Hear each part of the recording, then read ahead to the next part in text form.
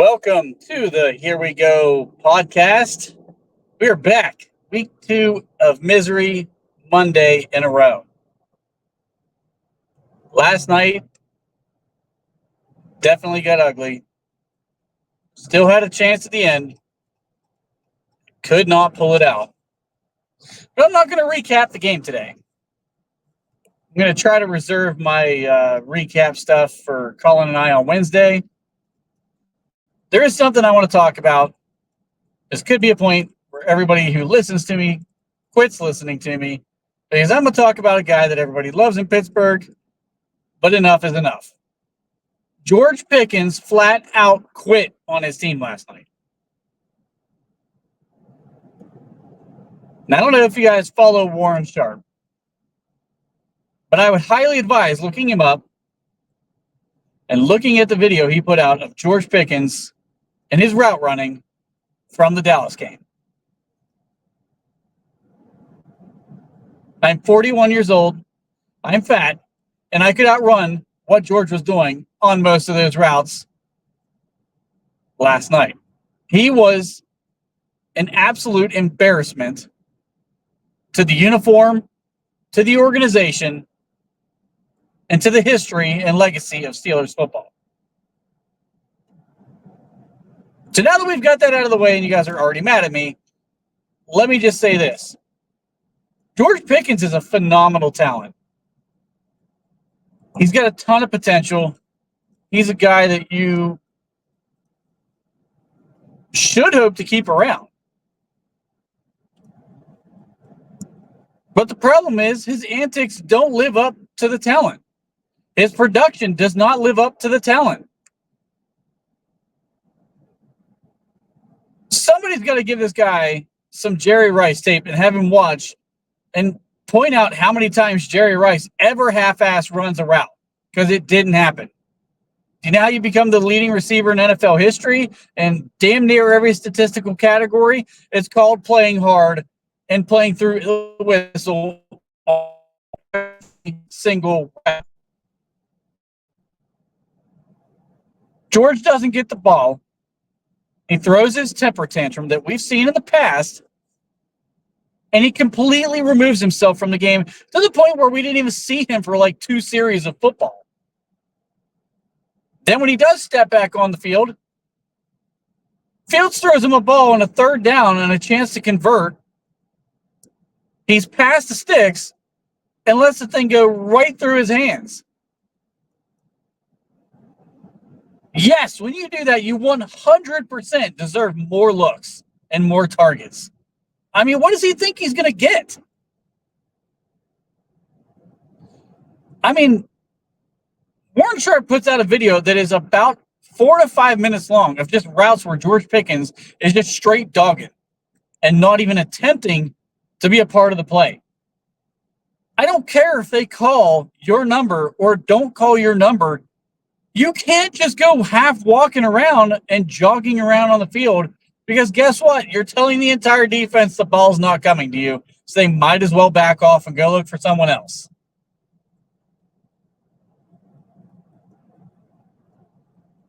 How many times receivers in the NFL get open when they were the 3rd or 4th option on a route simply because the play breaks down and a quarterback extends? And oh, by the way, in case you're unaware, Justin Fields is an athletic quarterback who can extend plays.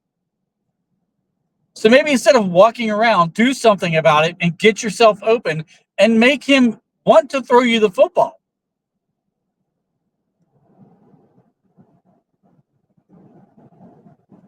What I saw last night from Pickens was an absolute embarrassment. It is just a continuation of what we've seen so far throughout his career in Pittsburgh.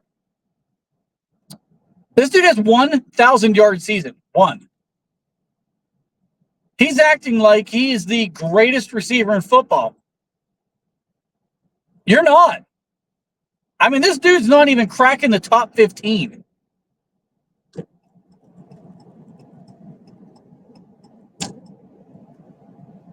I don't care who you want to blame in this organization, the offensive line, the quarterback, the coach, the offensive coordinator, the receiving group around him.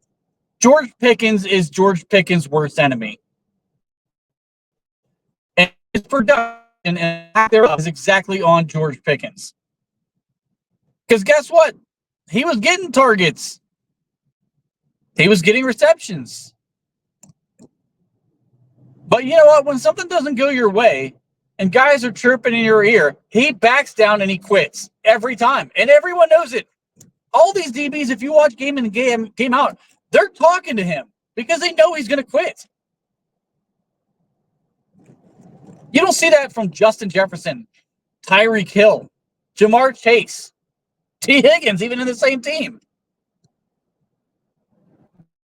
You don't see this from guys who are at the top of their game.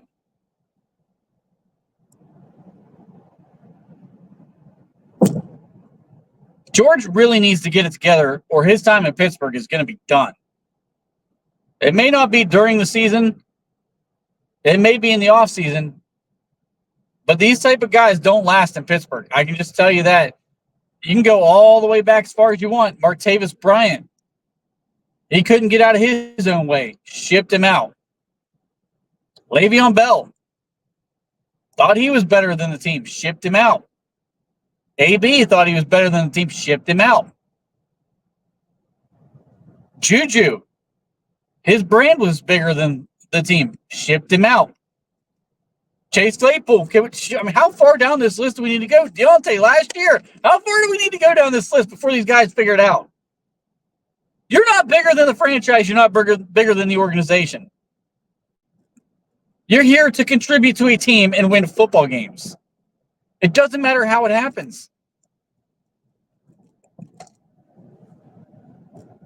I understand if you're as talented as he is, you feel like you should be getting the ball every play.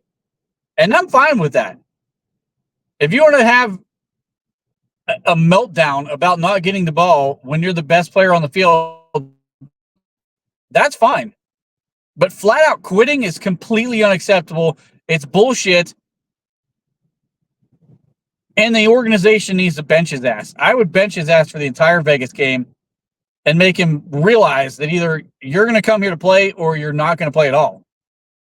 The problem is the same organization that needs to do that can't afford to do that because Van freaking Jefferson would be your wide receiver one. We have completely backed ourselves in a corner. They should have benched him last year when he was doing some of this stuff, and they didn't do it.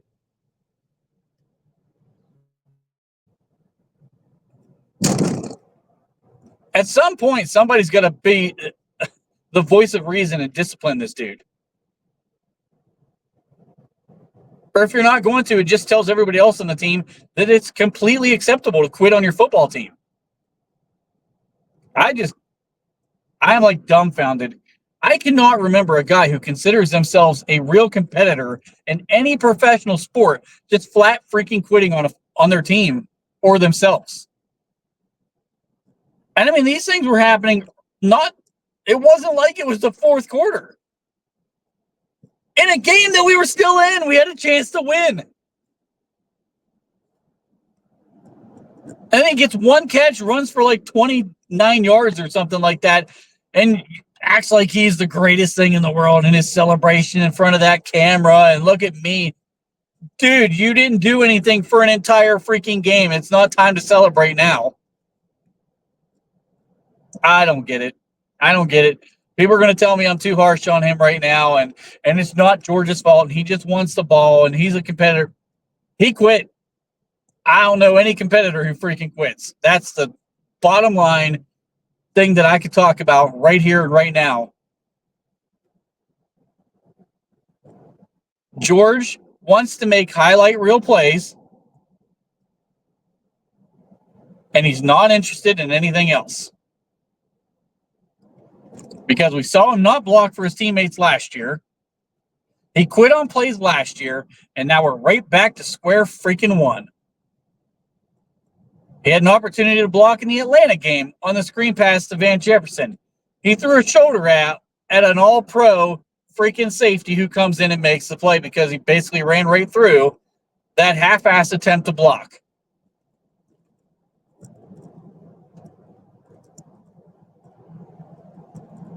For all of you who love George Pickens, The guy's an all-world talent.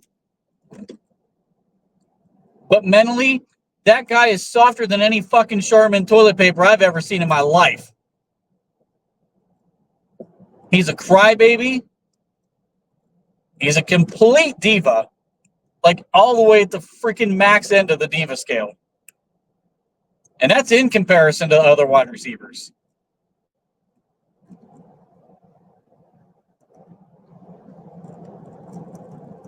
And I would seriously question his heart.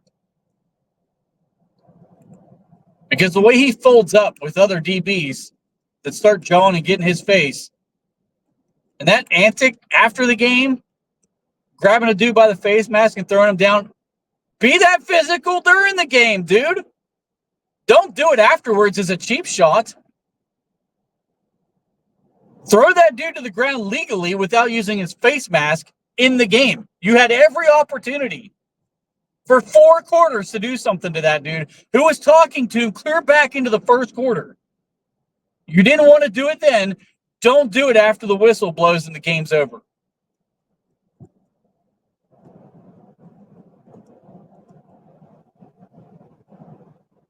I'm okay if he gets mad, if he's yelling and screaming, if he throws his helmet. I can get that stuff because he's the wide receiver one of the team. The offense isn't moving the football. He should demand the ball. That's not even my argument. I cannot stand to see a guy quit on his team.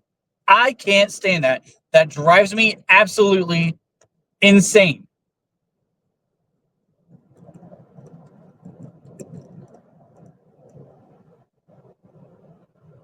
And you leave Justin Fields in the game with a guy that we picked up off somebody's practice squad, Calvin Austin, who is trying to block somebody at 29 pounds soaking wet and gets thrown around like a rag doll. Scotty Miller, who's not much bigger than Calvin Austin,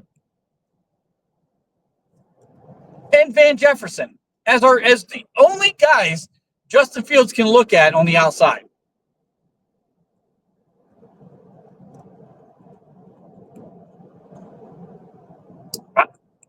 I'm like at a loss.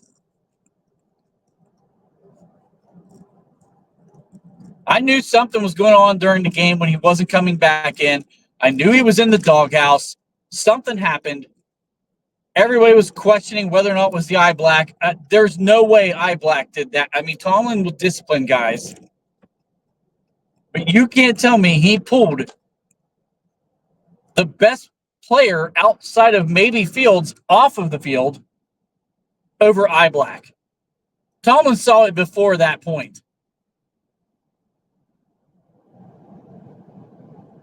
Tomlin saw what was on video today. He saw George walking around, running, taking maybe 3 steps into his route, not carrying.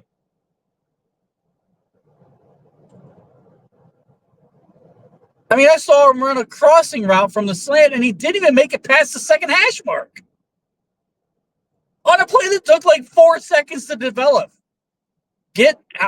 Oh, man. This is like an epic rant for me right now, and I get it. And guys probably don't want to hear it. You probably don't like it.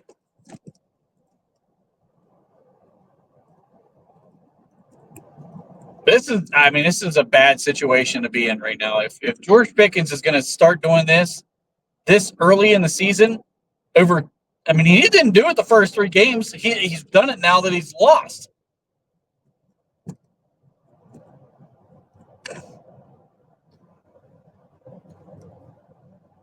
I just don't know his rationalization right now behind this. And Tomlin saying that we were managing you were managing nothing. It took 2 series for guys to get in Pickens' face and have conversations with him and calm him down to try to get him back in the game to actually do something. And all he did was walk out there and drop a ball. That's who this dude is right now. That's the value he brings to this organization. And I see people like defending him right now on X. What are you defending? He literally didn't do anything. Oh, well, he can't. Justin didn't throw him the ball. He's not running his routes. So when you run a route, 1 out of every 7 plays that you're on the freaking field, why do you think Justin Fields is going to know the one that you're actually going to run hard for? Justin lost faith, and he wasn't even looking at him. Other games, when a play would break down, Justin would look for George and just try to throw one up or try to get him the ball somehow. He wasn't doing that in this game. Did you ever question why? It's because George wasn't playing. Justin saw him give up. You know he saw him give up.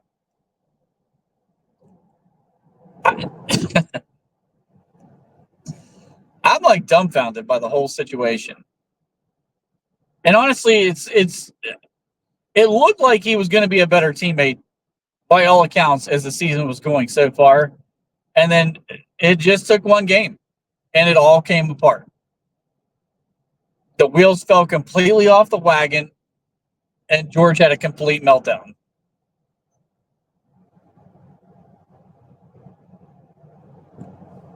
I just don't know how anybody watches the film or just even watches the clip and says,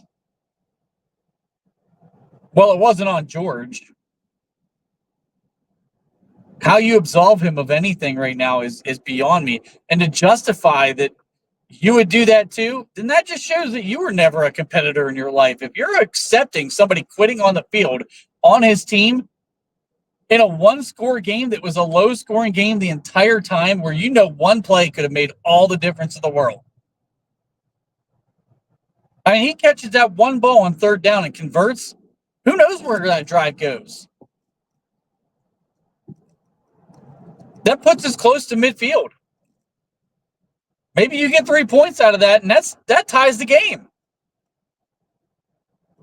But that's not what happened. Instead, he was too worried about the fact that he's not been getting the ball all game, so he lets the ball go right through his hands. Yeah, dude, you're always open. But obviously in that play, it didn't matter if you were open or not because you didn't catch the ball. You were open in the end zone last week. You know what happened then? The ball went right through your hands. You didn't catch the ball.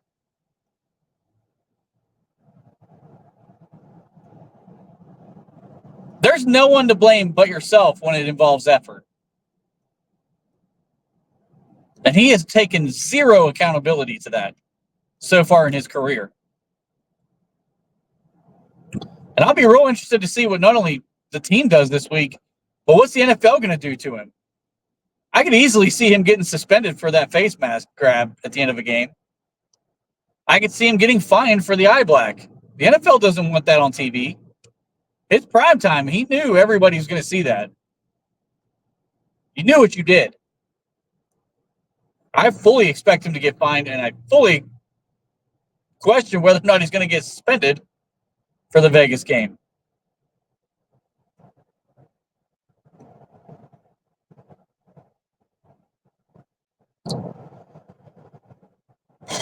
Well, I don't know.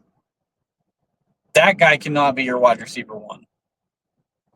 You cannot have somebody who's a complete head case as your wide receiver 1. And I'm definitely not paying him an extension if any of this continues throughout the rest of the season. That's just no way, no chance.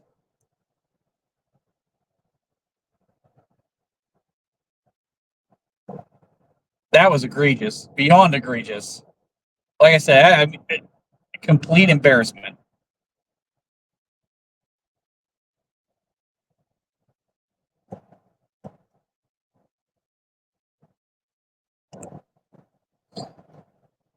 I don't know, guys. I think that this is a situation where you just start to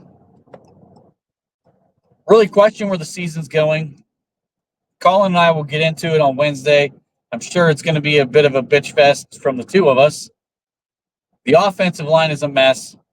They're getting nothing out of the run game. Everybody's throwing the blame to Justin Fields, but I think there's plenty of blame to go around across this entire team, the players, the coaching staff. I mean, It's going to be an interesting week. So let me know what you guys think. Tell me if you think I'm way off base on this. If this is an overreaction Monday type moment, do you think that you agree with what I'm saying? I mean, I honestly want to know if people agree with what I'm saying right now, or if you think I'm totally off base on this. Maybe I'll talk myself into something different as I calm down about it. But after I saw that video, man, it kind of set me off of quite a bit, obviously.